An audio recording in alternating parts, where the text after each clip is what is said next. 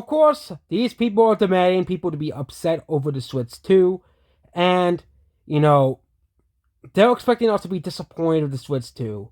Yes, no one is disappointed at the Switch 2. And I know some people get angry, some people actually get angry I see this, but no one is disappointed at the Switch 2 outside of graphics people who expect the Switch 2, to be, this huge, they expect the Switch 2 to have these, ultra HD, super duper 4K, 9K resolution. Okay, not 4K, 8K resolution. They expect it to be a supercomputer. Okay, no, Nintendo's not gonna do that, and that's I think the main reason why these people are upset because I would say they want to be like a Steam Deck. They want to be like the a piece of a freaking portable PC that runs out of battery so quickly because you gotta realize the Switch 2 needs to be optimized properly. The Steam Deck is not optimized properly, or the main problem of the Steam Deck is the lack of battery. Okay, and the lack of battery is the biggest problem with the Switch 2. Okay, yeah. Mario Kart. There hasn't been a good one since Mario Kart. There's only really been one Mario Kart since Mario Kart Wii, which is Mario Kart 8. And what I heard is most people liked Mario Kart 8, so you can go, your nostalgia. Actually, I forgot Mario Kart 7 existed. I think everybody. That's because we had to live through the 3DS and Wii U era. But Mario Kart 8 was a pretty good game. 24 players looks like a cluster F of a game design and balance. DK now looks like they're going on Donkey Kong now, woke. Yes, because we're not using the Railroad Donkey Kong anymore. And because I get it, Railroad fans are going to be upset over this until the end of time. But they are really upset they're using the old design of Donkey Kong from the original Donkey Kong arcade game. I just don't understand why they're this upset over this. Like, imagine being this upset because they brought back the original Donkey Kong game. You would think these people would be happy because of nostalgia, but no, they're not. These people are never happy. 3D Mario, there hasn't been a good one since Mario 64. Oh, that's a very, very horrible take. So they call it Mario Sunshine Galaxy 1 and 2 and Odyssey, and also technically 3D Land, 3D World. Bad games? Yeah. Odyssey was a letdown.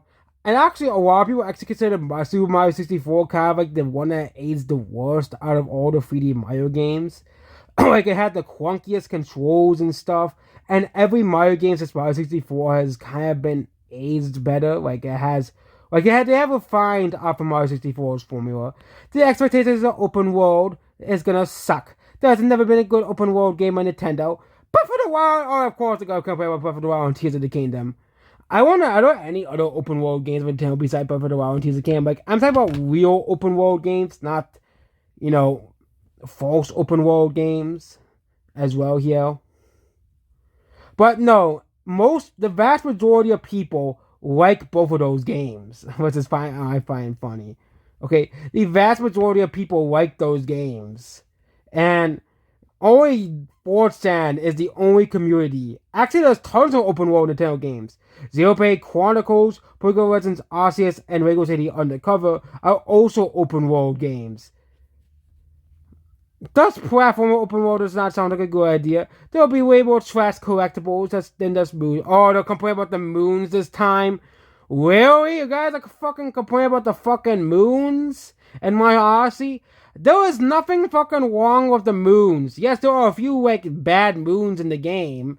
Okay, but there's over 900, I think there's over, like, 900 moons in the game. You don't have to but the bad moons are, like, the extra, like, moons in the game. If you want to 100% the game. There's still 100% the game, you idiot. And the world doesn't even be more worse and non-existent. Okay. Metroid Prime hasn't been good since Echoes! Being produced by Tanabe, which means he'll F it up somehow if it was solid bullshit. What games have Tanabe made? I actually gotta look this up. If it's Breath of the Wild the game, I'm gonna laugh because no one hates those games besides 4chan. Okay, Tanabe made Super Mario 3, which is considered one of the greatest games of all time. He also made Legend of Zelda: A Link to the Past. So this guy has a pretty good resume of making good games. Kirby Superstar, again another classic game, the Donkey Kong Country series, or at least the first Donkey Kong Country game. Pokemon Stadium, which again, you nostalgia people consider it one of the greatest games of all time. No Pokemon battle game has been better than Pokemon Stadium. And even then, most of the time you guys play Pokemon Stadium, you play the fucking mini games anyways. Ocarina of Time, which is still considered by many people the greatest game of all time. He helps as well. Eternal Darkness, Metroid Prime. Actually, Tanabe made all of the Metroid Prime games. So of course they're gonna have him in the fucking Metroid Prime team, you idiots! Okay? This is why, Kirby Squeak Squad, Super Paper Mario is considered one of the greatest games of all time by fans. Also, he made Thousand Year Door 2. He also helped make Thousand Year Door 2 as well. Yeah, he also helped make Thousand Year Door, which is also considered one of the greatest games of all time. So this guy has a pretty fucking good resume. Smash Bros. Brawl he made Superstar Ultra. He helped make that game. He helped make he made those horrible TV mobile games for the DS. Okay, that's like the one bad thing he has done as well. He also makes the Mario vs. Donkey Kong games. He basically made the newer Donkey Kong Country games. So he made Tropical Freeze and Donkey Kong Country Returns as well. I know those games are pretty divisive, but he also made I think he's in charge of all the Paper Mario games. Because it says he's in charge of Secret Talking Bit, but he's in charge of Color Splash. Oh, who would have thought? He's in charge of every Paper Mario game, okay. Because he's the producer of every fucking Paper Mario game. Okay. And he's in charge of every Metroid. So any Metroid Prime game and any Paper Mario game Tanabe is involved with. That's a major L with you because he's basically in charge of every Paper Mario game as well. Excluding the remaster of Thousand Year Door. But he is working on Metroid Prime 4 Beyond. So, yeah. He's working on that game. But yeah, he has actually been involved with a lot of very great games. He isn't involved in many games probably because he's pretty old. Because he has been around. He has been making games since 1986. So he's probably pretty old at this point. He's probably the same age as Sakurai as well.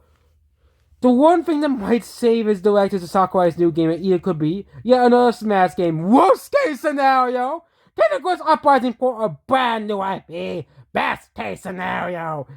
The only reason the Switch wants to see it because it had free first party games coming out of the launch window. Zelda won't be ready, neither Splatoon or Animal Crossing. So what the F? When Nintendo they do have they have Mario Kart and Metroid Prime 4 Beyond. Also, they have other games they probably don't even know anything about. Like, there's rumors saying that there'll be a new Star Fox game coming out. There's rumors about, Nintendo utilizing some smaller IPs, a new Donkey Kong game, like an actual new Donkey Kong game as well. And, Nintendo's going to have a lot of games coming out for the Switch too. But yep, we're done with this video. Goodbye.